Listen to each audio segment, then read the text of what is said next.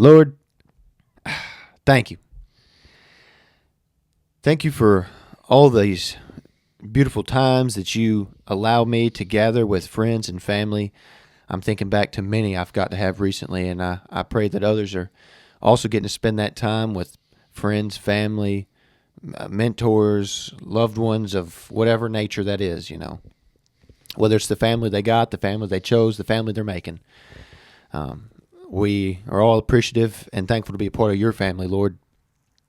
And I just ask that you look out for people in this holiday season with travel and all going on, as well as help people to make good choices. I know you can get wrapped up in the holiday season, the Christmas season, thinking about gifts and et cetera, but let's not forget what it's about. Lord, thank you for Jesus Christ and the sacrifice he did for all of us to be forgiven for our sins, Lord. And these things I pray in Jesus' name. Amen. Amen. What is up, guys, and welcome back to the Rooted and Rising podcast. This is episode 60. We always laugh because I always get them wrong normally, but episode 60. My name is Dylan. That's John Boy over there. And we start every podcast asking about John Boy's social life and just ringing it out to the world.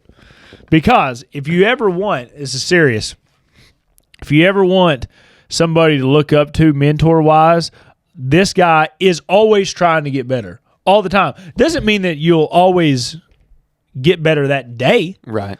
You might get in the other lane like we talked about last pod. Yeah. But you are consistently working all the time. Yeah. Tell us how you've been working, brother. Woo! Tell us how I've been working. Well, I've been doing just... That needs to be a new quote, by the way. What? Tell us how you've been working.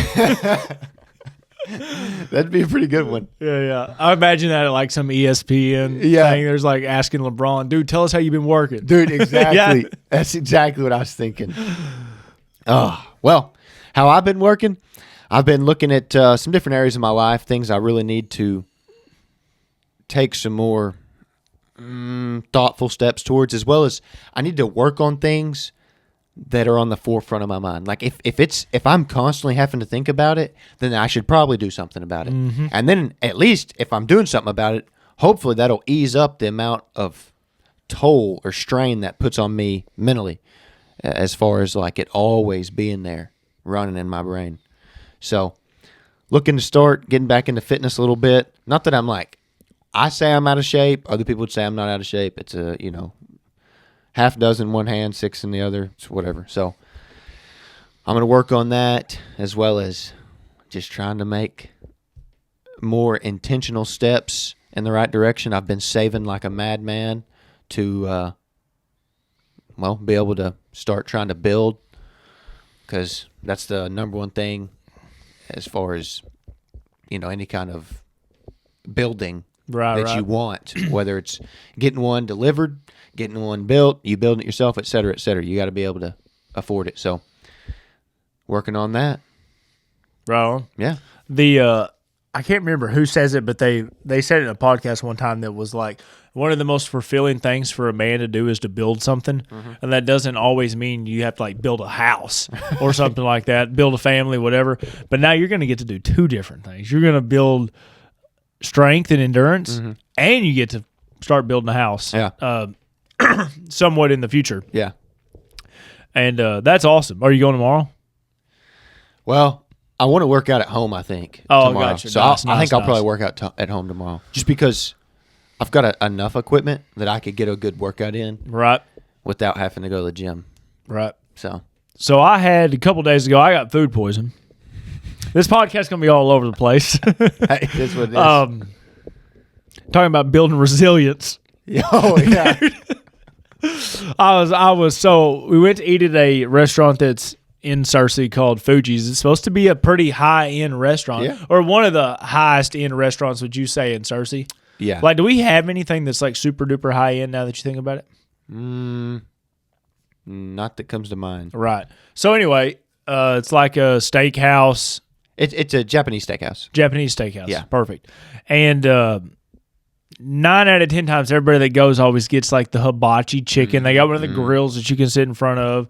The guy's going up there whipping up the eggs and all that other stuff. Yeah. And pretty cool to watch when you're like 10. Yeah. And then the older you get, you're like, can I just get my food? Yeah. I mean, no disrespect to the guy. He was cool and everything and was telling us about his hometown and all this other stuff. That was pretty cool, actually. But long story short, it was my wife's birthday, and we were with my brother-in-law, and my brother-in-law was like, you should get the filet mignon in the hibachi or whatever it is. And I was like, I think I'm going to get seafood or sushi. Yeah. And I was like, or he was like, I don't know if that's a good idea. And I was like, I get it here all the time. Dude. Right. I was like, same. I'm going to get it. You were the one that turned me on the whole lunch special deal, which is a killer deal. It's a killer deal. Killer deal. So anyway, I get sushi. My wife gets hibachi chicken, and then he gets the hibachi filet mignon or whatever it is. Anyway, post-game 2 hours later, I'm puking up my guts. I'm in the bathroom making all these wild noises, texting him the same time, like sticking the old middle finger down the throat, trying to just crazy get it all out of there. And this went on from like 10 to 5. And I'll tell you, there was multiple times where I was probably crying. Like, it was hurting that bad. Oh, yeah. It was nuts. Oh, yeah. But there was also times where I was sitting there thinking, you know, I'm glad Cammie didn't get this. Because Cammie's pregnant right now. Yeah. And I don't know what it would be like puking 12 times With a baby in you. Yeah. And now those moments came very shortly, I ain't gonna lie, because I was hurting. I'd rather get hit by a 18-wheeler, shot by a 9mm. It hurts so bad. And but I think I was texting you at the time I was trying to figure out, why does my mind instantly go to, well, at least it's not somebody else, or at least I'm not this, or I'm not that, or whatever. Yeah. And I was trying to think, was there something that was ingrained in me when I was young to think that way. Shortly after this all happened, scrolling on the talk like everybody else does, and I came across this kid, and he was like a great speaker. He was probably our age, and he was just like getting into it on the TikTok, whatever. And he was like, and these stats could be completely bogus, but he was saying that people that have an optimistic outlook on life have like a way higher percentage of success in whatever it is that they're looking for. And I have a hard time thinking that people are like born with something they can't change.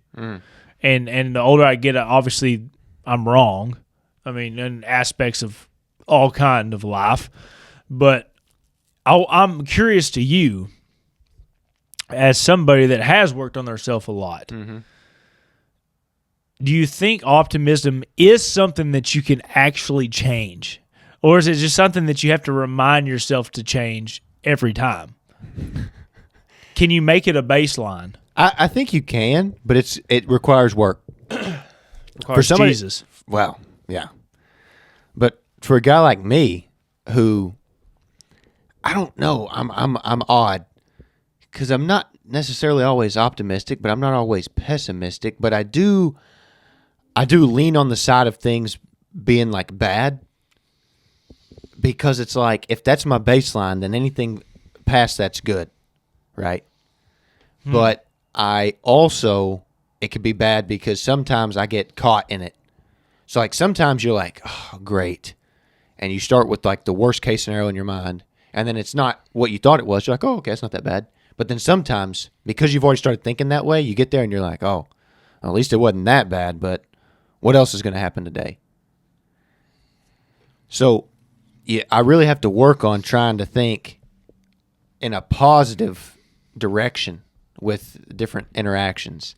And I don't know, it's hard for me to say one way or the other, because I did just talk to my brother, who we've had on the pod the other day, and we think just alike in that aspect. And he's older than I am, obviously. He's my older brother. But it makes me question. Maybe I can't change it. That just may be the style of thinking I do. Right. And so, because if he's older than me and he's still doing it, but then I don't know, maybe he doesn't mind it as much as I do. Maybe to him it's like, no big deal, yada, yada, yada. Whereas I maybe overthink on the fact that I have a negative take on things. But I do think you could learn how to be at least more optimistic. I don't know if you could become 100%, but you could definitely get higher. You think that's something that's based off of some level of genetic, or do you think it was like maybe something you saw when you were younger, or something that I think it's learned. You think it's all learned? Yeah. Gotcha. Yeah, I don't Have you ever heard people say like there's a genetic, or not a genetic, wrong word, generational curse? Oh yeah. There's people that like believe that, and I'm not saying they're wrong. Right. I don't fully grasp what they're saying, what they mean when they say that. I think what they mean is like, if my family was poor and their family was poor, and it's so on and so forth down the line, and it's like, oh, I'll be poor too. Like that's I think that's what they're getting at. Like there's like a generational curse. Like we're all, or like everybody in my family lost their left hand. So not realistic. I'm giving an example for the listeners, and so it's like I'll just be bound and determined that one day I'll lose mine. So I think that's how people think, even though that is a little different to me, because some of that is what you choose. Like if you choose to be just like blah blah blah blah blah XYZ, and you will be. So and some people don't. They don't choose anything. They just are blindly. So there's a difference between like what I told you earlier, and where I said like I don't know what I'm doing, versus like just not giving a F. Right. Like we just wake up, you put your pants on, you go to work, you do your job, you go home, watch TV, you do it all over again. You're not trying to improve. They're not. Yeah. And I'm saying they're not even doing anything important at work. Like they're not trying to do better at work. They're not trying to do better at home. They're not. Literally, it's just you wake up, you're alive for a little while, you go to sleep. You wake up, you're alive and so this zombie effect almost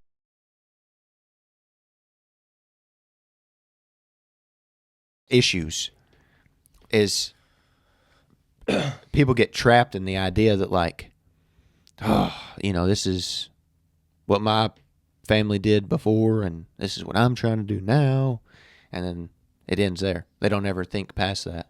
They don't ever think, how do I do the next thing, or how do I get the next best thing, or what's the next level look like? Right. And they're like, oh, well, if it was good enough for my dad, it's good enough for me. What do you think on the this sounds like it's kind of off topic, but it's not to me, and I'll probably end up reeling it back if the listeners aren't kind of flowing the way that I'm flowing right now. Okay. But what do you think about parents telling you when you're younger that you can do anything? I think it's a great idea. You think it's so do I. Yeah.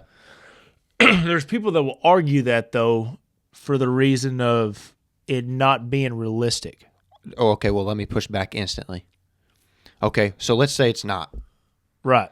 Let's say your kid says they want to be like an NBA player, and they're 5. No, let's make it harder. Let's make it harder than that. A different race. Now I'm trying to think.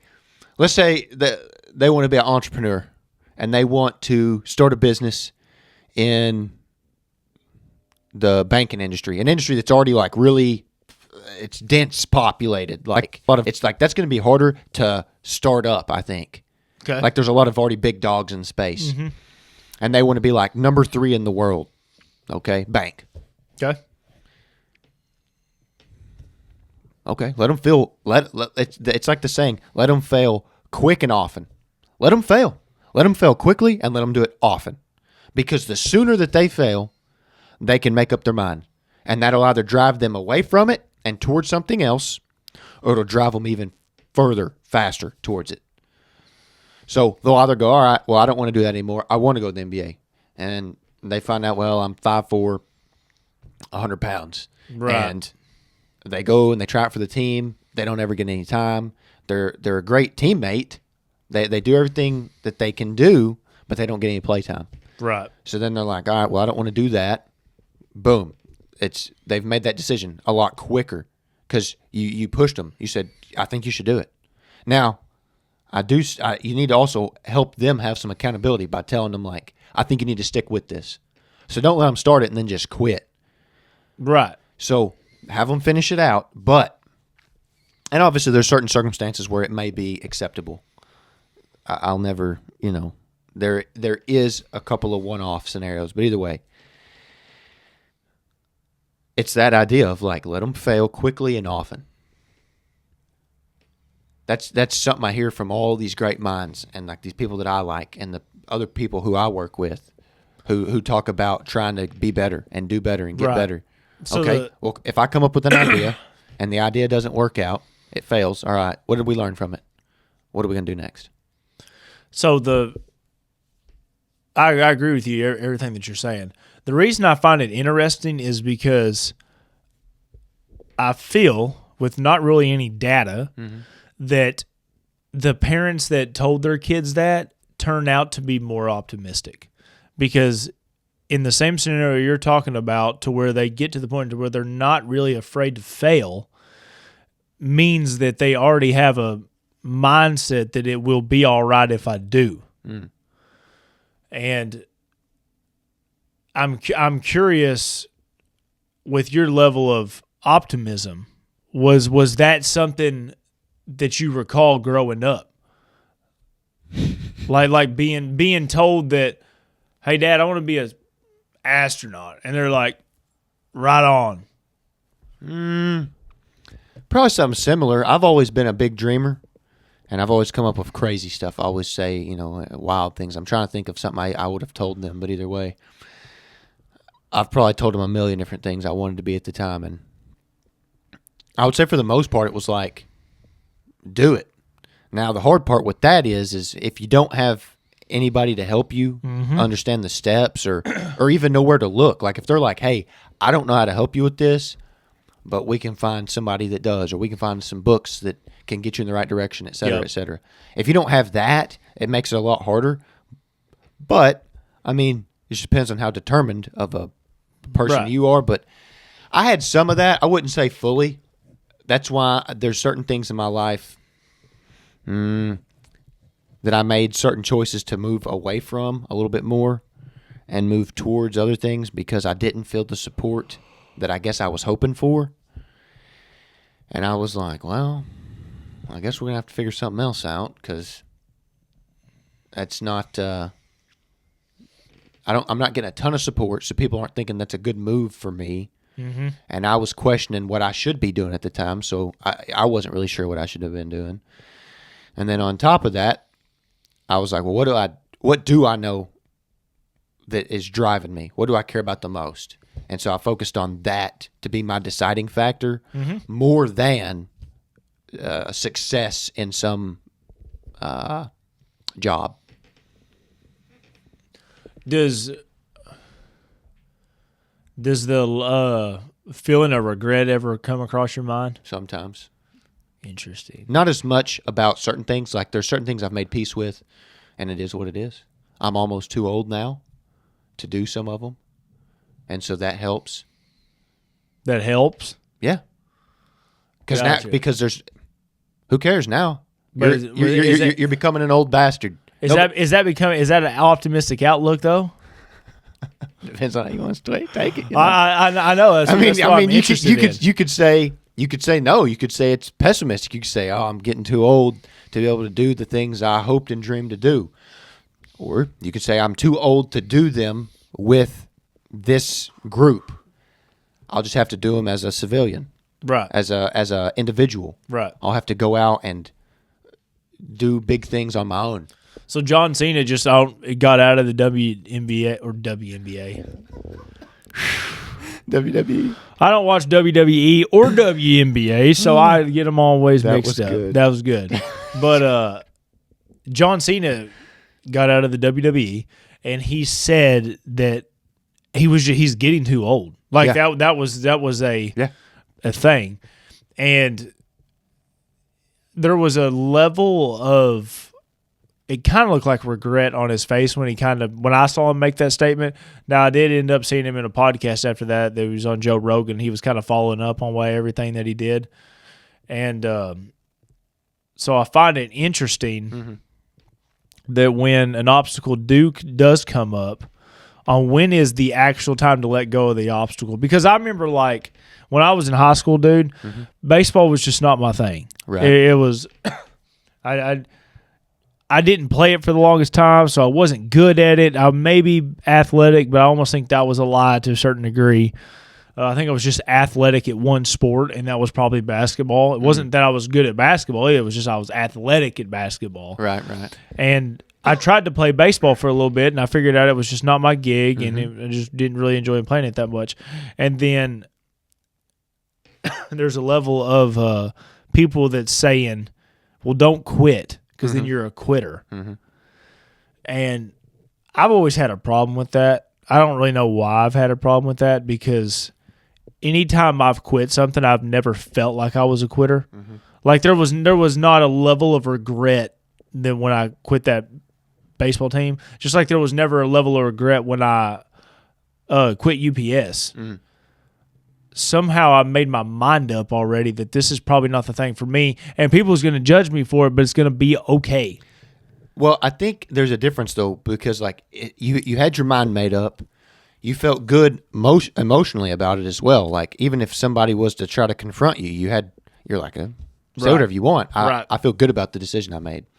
But I also think you probably didn't quit because it was like, this is just too hard. I don't feel like going to practice. It's too hard. So don't quit because something's too hard. Don't quit because you don't enjoy it. Yeah. Like you have the right reason to quit. That's what I'm getting at. Like that's why most people quit things, is because it's hard, or because I'm not getting to do what I wanted to do. Right. Well, you don't always get what you want, and that's a good lesson. Yeah, for sure. Not to sound like a hardcore guy, but I am, as far as like the way I talk about things. Like that's really how I feel about it, and so that's most people's problem.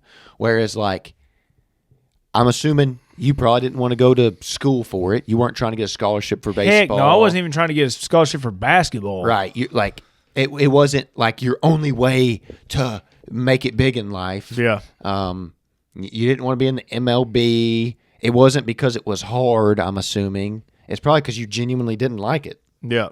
And you ever wonder, like, if there's got to be something out there where you were in high school and you wrote down what you thought you would be doing when you got older?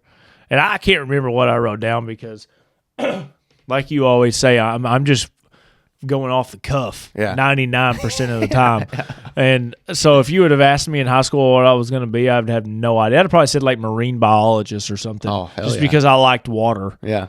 But now I'm curious on all this different kind of stuff, especially with you, because you're like one of my best buddies, and I'm going to be having a daughter next year, and I'm trying to find – I almost think one of the most important things that you can instill in somebody is a good level of optimism, because I think what comes with that is quitting when it's the right reason to quit. Always don't give up because it works, because it's hard. And I'm trying to see it from different kind of pieces. What's things that I need to do to where if one day something happens to her and she's just like, it's all right, it'll work out. Without being too much on the level of I'm just a bum. Because I don't know how I would thought, not I would have thought, but I would assume people in like the grade under me and probably the grade on over me. Obviously, I was never a pothead or anything like that, but I was known as the chill, cool guy. And I wonder if there was a group of people that was like, Dylan's just going to just float. Like, I don't know what he's going to do, but he's just going to do what he's going to do. And I find that funny because there's a part of me that I would still be okay with it. Now, I love my life now. It's the greatest life I could ever imagine. But Green Lights by Matthew McConaughey, one of my most favorite books I've ever read, there was a period of his life where he just left and was in an Airstream driving around the country. I was like, dude, I could do that. Because I don't care really what happens the next day. I will make that day worth it to where I can have the next day. But I'm curious how that gets instilled in people, and I'm curious how it does not get instilled in some other people, because I wish more than everything, I wish more than everybody had $1 million that everybody had a level of optimism that was like all-time high. And would a world function better if everybody had that? Is there a time when optimism doesn't need to be high? Because one thing I know definitely about you more than me is, especially if we're talking a level of optimism, my optimism is probably scaled higher than yours is. Yeah. But with what yours comes that mine doesn't come with is a solid level of protection. Like, because paranoid's not the word, but like if you're always thinking of the bad, more than likely you're pretty protected on a different case of scenarios. When with me, I'm not. Yeah. And that worries me sometimes. But then I ask myself, is that and I think you've actually called me out on it. Back when we would talk about politics and stuff, you would be like, you cannot let that stuff mess with you. Like if we talk about someplace getting shot up or something like that. Yeah. And I don't think it ever brought my level of optimism down, because I think no matter how tomorrow is, I'm going to try my hardest at what it is, and Jesus has got my back. But it would definitely give me a different outlook as the overall world. And is there, because there's like, they say there's a balance between everything. Should there be a balance between optimism and not optimism? Probably. I mean, everything should probably be balanced out, because, yeah, that reminds me of several scenarios we've had where it's like, I'm like, are you sure that's a good idea? I'm like, I don't think that's a good idea, because I look at it from a level of like risk. Right. And what bad could happen. But I look at it from a level of risk on what could happen. Right. And I'm asking myself, how do I fight this? It's always, how do I fight it? How do I fight it? How do I fight it? Never, what am I doing right now that's helping, I guess. It's like, how do I fight X or Y or whatever the scenario is? Or what if, it's like, okay, sure, you're going to do something good, let's say, but what if something bad happens while you're doing something good? So then you got to think about that. And some of it is, I don't know, it's not, I don't even think you could call it paranoid. Like you said, some of it's just the amount of overthinking. Like, I take whatever the scenario is, and then I just process it till there's nothing left to process. It's like, what, or at least as far as I'm concerned, I've thought of everything I can possibly think of. I'm sure there's stuff I'm missing, but I've covered it pretty well, pretty in depth. So, I don't know. But there could probably be some balance to that. Is it worth having that over the chance of you thinking tomorrow's going to be better? In like your grand scheme of things. Because I'm not saying there's value in overthinking, but there's definitely a value in thinking correctly. Well, I think, what was your original question? I can't remember. What was the something? Is it worth keeping that level of protection over thinking tomorrow will be a great day, et cetera, et cetera, et cetera, et cetera? Is it worth keeping that? Yeah. The protection part is So you would keep that. I will not relinquish that. So you would keep that over knowing that you would be happier? Yeah. Yeah. Really? Yeah. I don't want to lose that.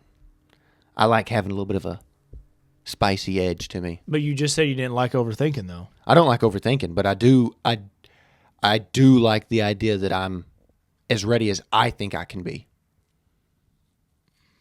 Gotcha. Because I agree, there's definitely a balance. I like that. But there is a balance. So I say all that to say, like when we've talked about all the politics and stuff before, that stuff, no factor for me. No factor. Like when we talk about it and everybody gets super worked up and everybody's worried about, it doesn't matter. That stuff's always happening, dude. It's always been happening. I'm not stressing about that. I don't let that stuff get me down. Not in the slightest. I'm worried about other fish. You think it would stress you out if you had a kid? No. You think it would stress you out more? No. Really? Yeah. That the world could consistently be getting worse? Yeah. What am I going to do? What am I going to do about that? What am I going to do? What am I going to do to change the entire world? Nothing. Well, so optimistically, you're not I'm going to look at the world, it though. Is I'm going to funnel all that I've got into what I do affect. So right. Like here's my slice of the pie. Let's funnel it into that. I'm not trying to go be the freaking president.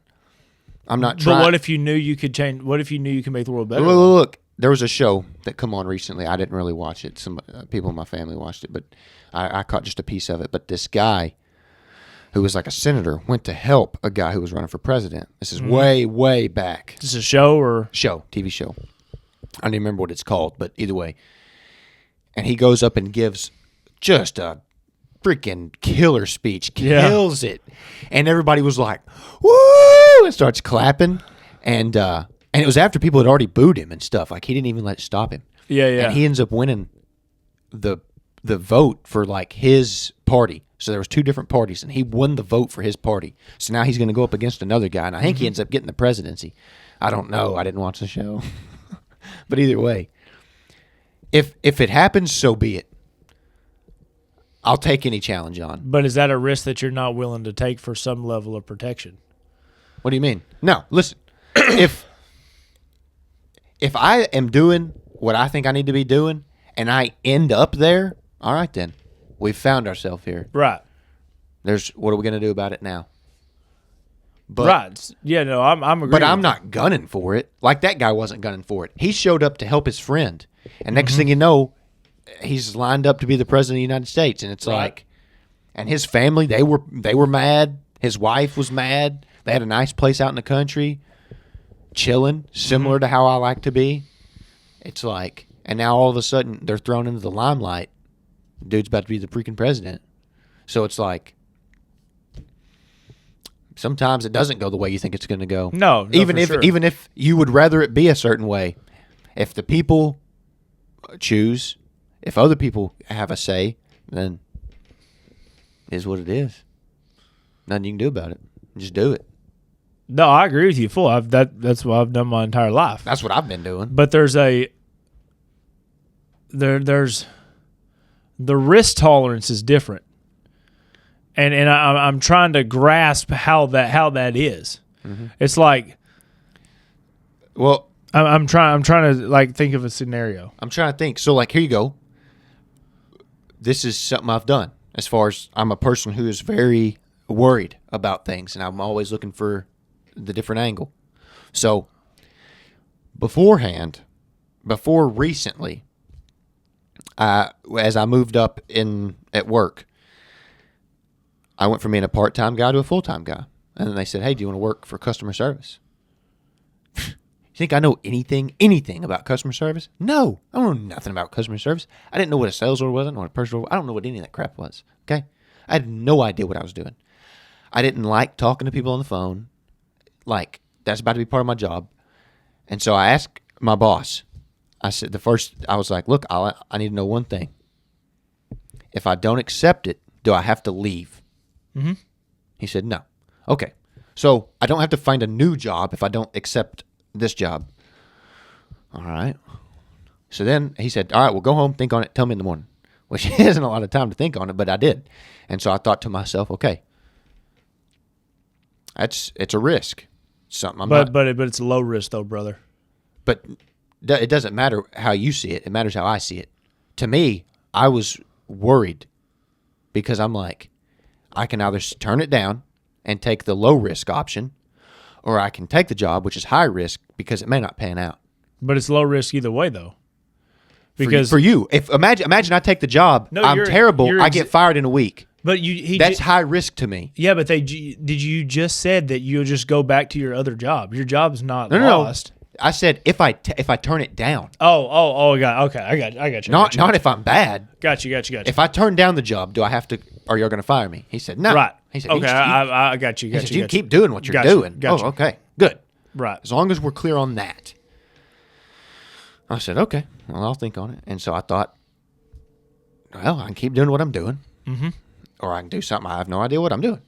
Right. I said okay. Well, let's do that. I was like, what the hell? What can it hurt? Right. And I did that like 3 times. So, but you just saying that though already means that you evaluated the risk tolerance to be low, because you just said if it doesn't pan out, it don't pan out, and you're optimistic about it, so the risk is not that high on your conscience. Because though, I had things in place to like a just in case, even though I'm not really just in case kind of guy, because I probably wouldn't even have done that. So like just in case it didn't work out, I could probably go become a machine operator for a CNC shop. Okay. Right? Would I have done that? Probably not. I like to be different. I like to, I don't know. I don't like doing the normal thing. I don't know why I'm so against that, or doing like that would be the safe route. I don't know why. Inherently, I don't want to do that. What's the not safe route? Just figuring it out. Oh. I almost let one slip right then. But I wasn't really grasping what you're meaning there, but continue. And so, well, like I had there's always a backup plan. Yeah. That people were telling me. They're like, you can always fall back on this. Yes. I'm saying not that I ever wanted to. I never wanted to fall back. Right. But everybody's telling me that. So yes. I'm like, all right, whatever. Everybody's saying I've got a fallback plan. Right. I'll risk it. Yep.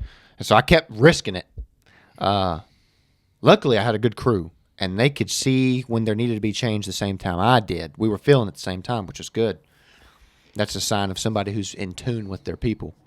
Well, I switched up a couple of times, and now I ended up where I'm at. But this most recent, where I'm at now, I've kind of like capped out for the time. There was a time where I didn't feel so secure in my job because I was struggling to find my rhythm. Okay. And I was like, man, I have no idea what I'm doing or what it takes or what it means to be a freaking manager. Oh my gosh, this, that, the other. Next thing you know, I'm in big meetings. People are asking for my input. I'm having to figure this stuff out off the cuff, just boom, boom, boom, boom. And I mean, like I jumped right in. Mm-hmm. Like I think I got the job and was in a high level meeting same day. Mm-hmm. So, like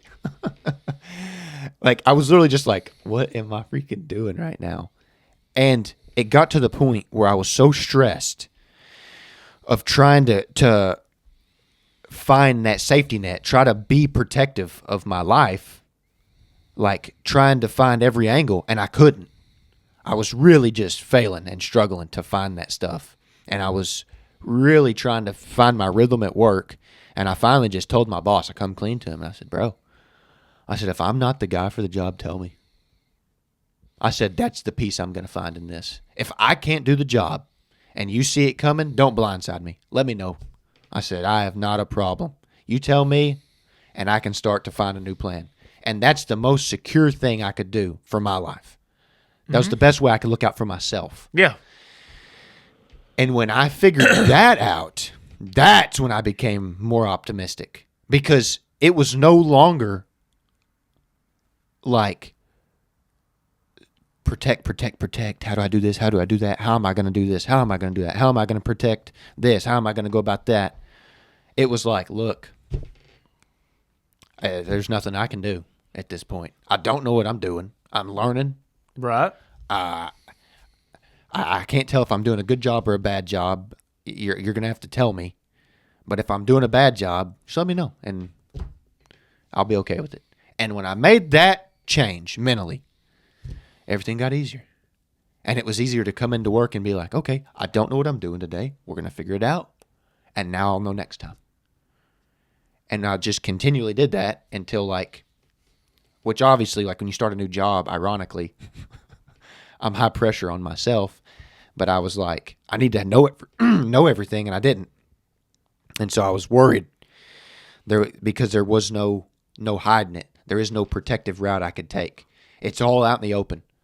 I'm learning off the cuff. Right. And that lesson of taking that risk and learning that, look, you don't know everything. You're going to have to figure it out along the way. That made me more optimistic in the way. Really choked up. Excuse me. Oh, my voice has got all kind of crap in it. Oh, yeah.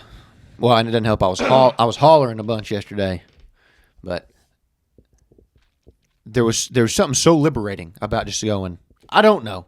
And if I'm doing a bad job, tell me, and I'll move on. Like, just letting go of it. Like, it is what it is. It is what it is. If I'm bad, I'm bad. If I'm good, I'm good. If I figure it out, cool. If I don't figure it out, cool. Like, who cares at that point? And that was whenever, like... But is that an optimistic outlook, though? Because it doesn't sound like it is when you it say doesn't. It doesn't sound like it, but it is for me. It's better than sitting there and beating myself up 24/7 trying to figure out the job and worrying and killing myself over it. Right.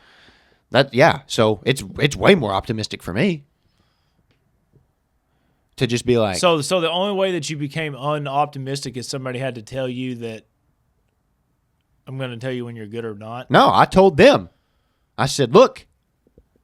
I don't think I'm doing a good job, man. And okay. If I'm not, and I need to get a new one, I need to get a new job, so be it. But why'd you have to say it out loud? That's my question. Like, why couldn't you just said that to yourself and I'm locked in and I'm rocking and rolling? Well, I did tell myself that, but I felt obligated to tell my boss that. But why, though? Because he's doing that already. Right, but it gives me peace of mind. Well, that's what I'm curious because I've done everything. I've done everything I can do. Well, that's what I'm curious about. I've told my boss how I feel and what I think I'm capable of. Right. I've told other people, hey, I'm at an unsteady point right now. I'm teetering one way or the other. Don't know. You're just gonna have to ride the wave with me. Like, I don't know. I feel obligated to let the people around me know. Like, this is where I'm at. But would you been okay if they would have just nodded and you walked off? Yeah, I guess so. Because like if I tell my boss, hey, what I'm looking for is it sounds like when you're telling me this, your level of optimism is built on what other people give you the obligation to do. Mm. And I'm curious if things that you may be afraid of is the only way that you'll ever push back that is somebody else tell you that you're good or you're not. I mean, potentially, but and is that a level of optimism that you are building, or are you just completely basing it off of somebody else? Well, a lot of it's based off other people, but it has to do with mindset. A lot of my mindset's based off the people that I like and want to be around. And if I look up to you or not, or if I like to be friends with you or not. But if we're otherwise, but we're talking on a level of you getting better, though, is what I'm saying. Right. But there's like what's something that you're finding right now is hard? Besides you at 6 a.m. Like, is there anything right now that you're like, this is tough, I don't know how to do this? When in reality, everybody thinks that every time they do anything. That's the funny part, is that it's all like everybody's going through the same stuff. And I realize that, but I don't know if I naturally accept it, or necessarily, I should say. Well, I don't think anybody will ever be able to accept it on their own terms. Yeah. I'm struggling with the idea of the person who I see myself being and what it's going to take to get there. I find that hard. Okay, can you become that person without somebody telling you you've become that person? I don't know. Do you have any idea? Like, what do you mean? I don't know. I don't know. I don't know if I can do it with or without people. Most things I do But say you did do it though. It's based on relationships. Most of the stuff I do. Well, say you did do it though. Yeah. Say you're there right now. Yeah. Tomorrow. Mm-hmm. Are you still going to sit back and be like, all right, I did this. or are you going to have to wait for somebody else to tell you that you did this? And I don't know exactly the scenario you're talking about, so I'm just trying to pick. Well, I just meant kind of like in general, just like I don't know if I'll ever self-accept it. I don't know if I'll ever just sit down and be like, yeah, I did it. Nothing. Is that an optimistic look in life? Probably not, but it's driven. But that goes back to something I read the other day. This guy said that pessimistic people, or people more like myself, I think, are great at being hard workers. Oh, I believe that. And optimists are great at being high earners. Interesting. What's the other one? Isn't there another person too? Yeah, I think so, but I can't think of it. I was about to try to make some joke, but it wasn't going to land. But I don't know. It's just right. I wonder why though. Did you dig into why? Why I think that? No. Like, well, you said somebody said that. Yeah. Like, I wonder why that. Why they said that? Well, it's because they posted it. They shared it with somebody else's post, and they said they know that's true. Right. And so they're a person. It sounds like it's true. They're a person who's built several businesses, Yep. and so they're saying that they're highly optimistic, and so they believe that it'll work. They only see like a good outcome, and so they built a lot of businesses. Versus somebody who maybe doesn't see a good outcome, but they can get the work done. So, I'd be curious on asking them from a day-to-day like life on their scale of enjoyment. I wonder what it would be at. If there'd be a difference. It makes me curious though, because there's all these tests you can take that tell you about what kind of person you are. Oh yeah. And a lot of them that I've taken that were like the good tests, like people have to pay for, have been accurate. They've been really good. And so like one of them said, I'm a high wanderer. I'm a person who dreams big ideas. And I'm high enabler. So like I love to enable people. Which is interesting. They're both very accurate, but it makes me curious. Can you be pessimistic and be a dreamer? I think you can be pessimistic and be a dreamer, but I don't think you can be pessimistic and be a doer. Because if you sit there, if you dream about it all the time, but you ain't never taking steps to do anything. And I don't know if you're that kind of guy, though, because it's like you're dreaming about having a house right now, and you're doing things in place to do that. Mm-hmm. So I think that defeats that purpose of maybe on that level you're not pessimistic. On that level you are optimistic. And does that drive you in a better way? Because an optimistic person would look at a job and say, if I do this good, I could get this thing, and it's going to be this good or whatever. I know. And then a pessimistic person is like, I better do this the best of my ability, or somebody else will come and do it better than me. Like, see, because another thing that's different between me and you that I always find super interesting, I'm not competitive at all. Mm-hmm. Like, it doesn't. Somebody come up to me and be like, dude, I bet you I could beat you at one-on-one. I'm like, yeah, you probably can. And I'll play you, and if you beat me, so what? I'll dab you up and we'll walk out. You're obviously better at this than I am. So that gets on my wife's nerves because my wife's a fighter, dude. I'm talking we get in some kind of argument about anything and she's in on it, and I'm like, Cammie, you win. And Cammie's like, no. And I'm like, she didn't get the satisfaction. She didn't feel like she won. Exactly. And but I'm trying to make it better, and that aggravates her even more. So therefore, I think obviously I'm happier in this moment of time more than she is because she's mad. Yeah. And I look at the overall life, and I'm like, does that person never sit back and think, I wish I could just be happier on some things instead of always be competing for that? And is there steps that I could do to take that? Yeah, sometimes you do wish you're happier. But then at the same time, there are moments where you do get to sit back and enjoy. Of course. And reflect. And those are even sweeter because you don't have as many of them. At least for me. Now for you, all of it's sweet. But I don't know if I think about it like that. But for me, it's not always sweet. What do you mean though? Like what do you mean it's not always sweet? Well, that's not always sweet, dude. Well, it's not always sweet to me either, though. Well, I know, but it's more sweet for you than it is for me. Most why, of the time, but why though? If I talk to you, you would say things are going good, versus most of the time you talk to me and I go, meh. But why is it like that though? Is it because I'm actually having better things positive in my life than you are? Or is it that we're just having the same scale of things happen over a period of time, but I just look at it different? I think the way you look at it and focus on it, what you focus on. Like I think on a scale, if you just text me and you say, how you doing? And I'm saying I'm doing awesome. Yeah. Gotcha. Yeah.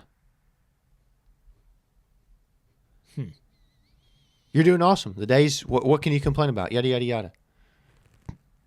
Right. Whereas, like, I think about it, and I think about all the things that need to be done, all the things that's not done. I focus on what's missing, what's lacking, what am I not doing? Whereas you focus on what's going on right now. How could this be any better? I'm so, like, you already have enough. You already do enough. You already are enough. You already, whatever, enough. Mine is... Right. Looking at a place from like need. Yours is need enough. What though? You have enough, and I need. But would you ever have enough to where you would say enough? That's the question. Maybe. And do you wish you could though? I've never reached it. Yeah. Well, yeah, that's what I'm saying. You'll never reach it. I would love to. I know that I'm enough because I'm a child of God. Right. But I mean, it doesn't mean that I don't work hard. Right. But some people would say it does because I'm not as driven as this other guy is. But the level of hard work's still there. It's just when it's game time, and when game time's over, I'm done. That's probably my thing. That's a perfect example of how I am. Perfect example. Dang, I'm having a whole thing happen right now. I will never forget. Yeah. When I played basketball. Mind you, I'm not competitive.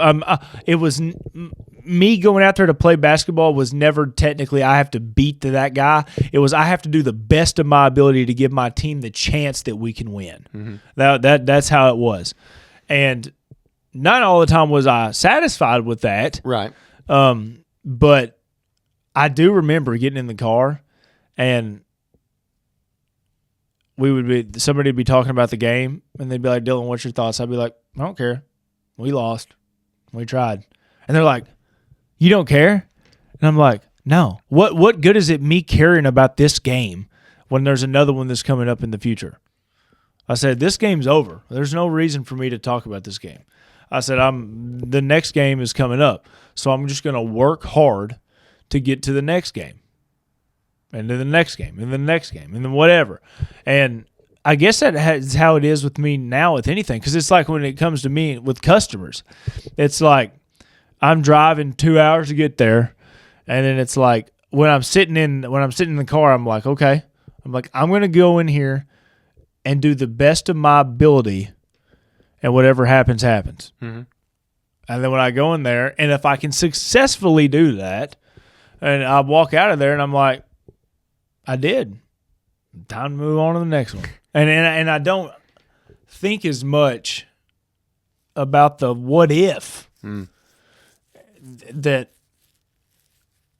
But should I? Is the question. I don't know. Sometimes I wonder if me and you aren't like a case study. Oh, we're all case studies of guys who are like mid-level success. I'm a case study to the gills. Like, because I don't know, because I've thought about this recently. I don't know if we'll be like super high as concerned on like a scale of like other people. For us, it may be just perfect, but look at the grand scheme, because like I'm worried about the what if, and I'm thinking about oh, this or that, or oh, if I'd have done this different, we could have got this result or whatever. And you're like, it's over now. And what's funny is I think about what ifs all the time, but it's not like what if something bad happens. Really, Right. It's like just, oh, what if this happened? What if that happened? What if that happened? And if it does or doesn't happen, I'm cool with it. It's like the older I've got, it's weird because I almost probably sinfully of me, I probably used to think these people were weird. The people that was like, oh, whatever happens kind of people. But I feel like the older I get, the more I'm becoming that. And I don't know why. I hope that's the path God's trying to lead me down right now, because I feel pretty good about life. But I know I have the ability to change a lot of things.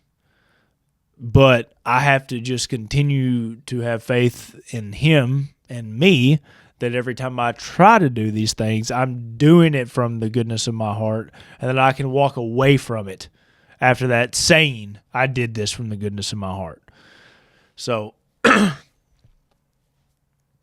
that's probably an optimistic look. Probably. Talking to the competitive side real quick, that's definitely something where we're different because, like, did you notice whenever Cammie asked me about my Mario Kart setup, how I had like a pause? Oh, absolutely. That's why I looked at you. I'm like, girl. Yeah. But she's trying to beat you, by the way. oh, that's fine. That's I've been playing too much. that's Good no, luck. That's no. Oh, I know. I know it's on. I was about to say, And when she games, she games. That's why she doesn't game with me. Well, so that was the problem, right? So I was thinking about it. And so I was talking to Carson. He said, you got to let these people win. And I've been thinking on that really, really hard because I'm like, I don't even know how I would do that. Like I may show up and I may end up have the worst game of my life. Yeah.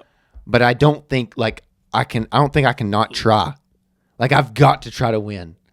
Like I don't know how to throw the game. How do you throw a game? I could throw a game. See, I don't think I could do it. I could do it. I don't. If that's how you get better, is you play the people that's better than you. I know, but it reminds me when I went bowling a few years back with somebody in the friend group, and we went bowling. And at first, it was chill. It was chill. I guess I don't know the story.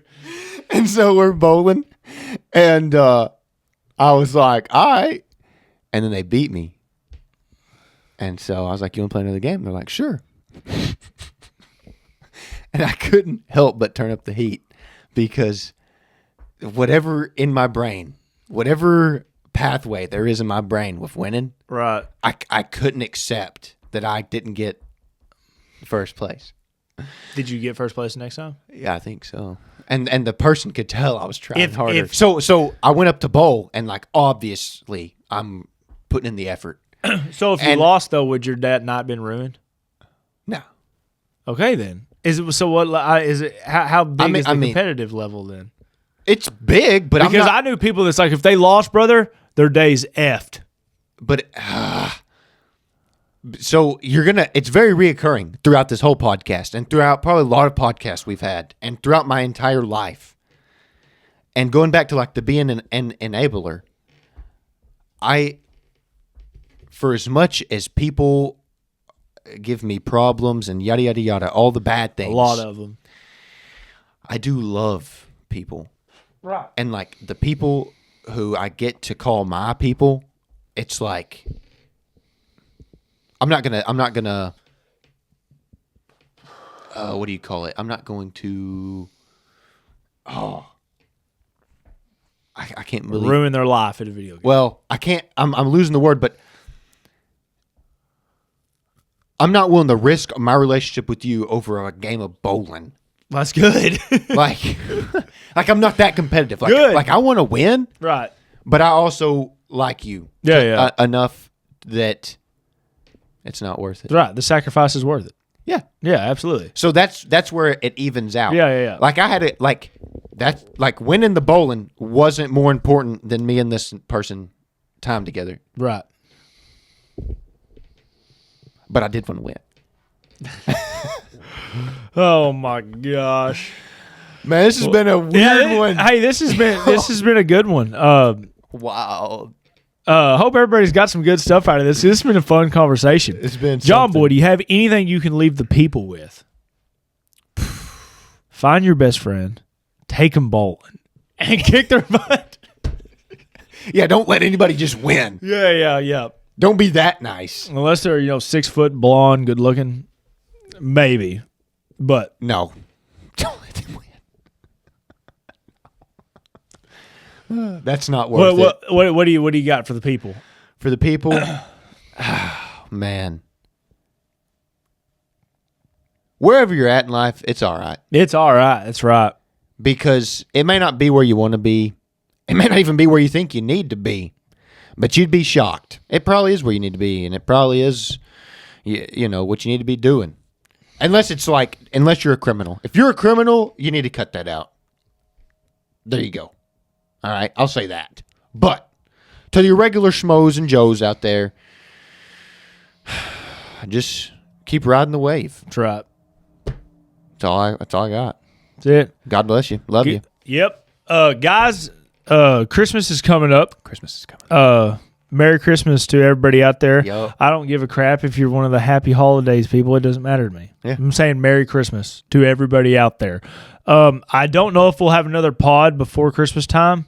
Think about it. Okay. So if we don't, hope everybody out there has a jolly Merry Christmas. Remember, And a rockin' New Year's. and remember what it's really for. Yep. That's always, not just Christmas, every day, mind you. We always need to try to get a little bit closer to the big man above. Yep. And with that being said, this has been Rooted and Rising Podcast, episode 60, and we are out of here. Out.